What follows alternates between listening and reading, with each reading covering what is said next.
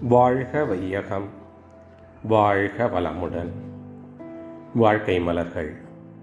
நால்வோர் நற்சிந்தனை.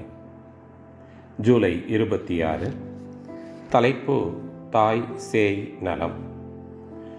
தாய் சேய் நலம் என்று சொல்லுகிற போது அது பெண்களுக்கோ குழந்தைகளுக்கோ மாத்திரம் அல்ல, மனித குலத்திற்கே ஒரு பொதுவான மதிப்புடைய விஞ்ஞானம் அது.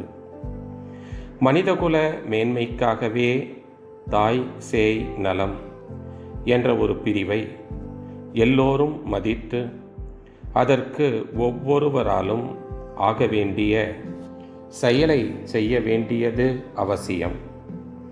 தாய்க்கும் சேய்க்கும் நோய் வராமல் தடுக்க வேண்டுமானால் கருவுற்ற நாள் முதற்கொண்டு பிரசவம் ஆகிற வரையிலே அதை கவனிக்க வேண்டியது பெண்களுடைய கடமை. ஆனால் பெண்கள் மாத்திரம் அதை கவனித்து கொள்ள முடியாது. குடும்பத்திலே முக்கியமாக உள்ள கணவன், இன்னும் பெரியவர்கள் எல்லோருடைய கடமையும் உள்ளது. அதற்கேற்ற அறிவு அனைவருக்கும் அவசியம். கருவுற்ற காலத்தில் ஒரு பெண்ணினுடைய மனம் சோர்வு அடையுமேயானால், பிணக்கு அடையுமேயானால், வருத்தம் அடையச் செய்வோமேயானால், ஒவ்வொரு வருத்தமும் அவர்களின் குழந்தைகளை மனதாலே பாதிக்கும்.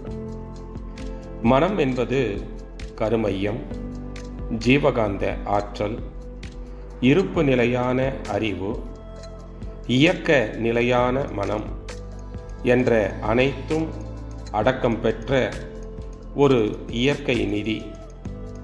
இதை தெரிந்து கொள்ள வேண்டும்.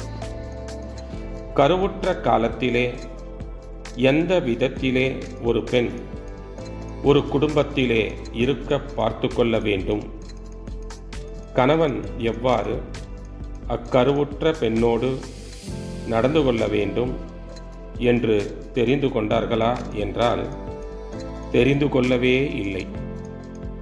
அந்த காலத்திலே ஏற்படக்கூடிய மனநிலை குழந்தைகளை எப்படி பாதிக்கும் என்பதை தெரிந்து கொள்ளாதவர்கள்தான் அதிகமாக இருக்கிறார்கள்.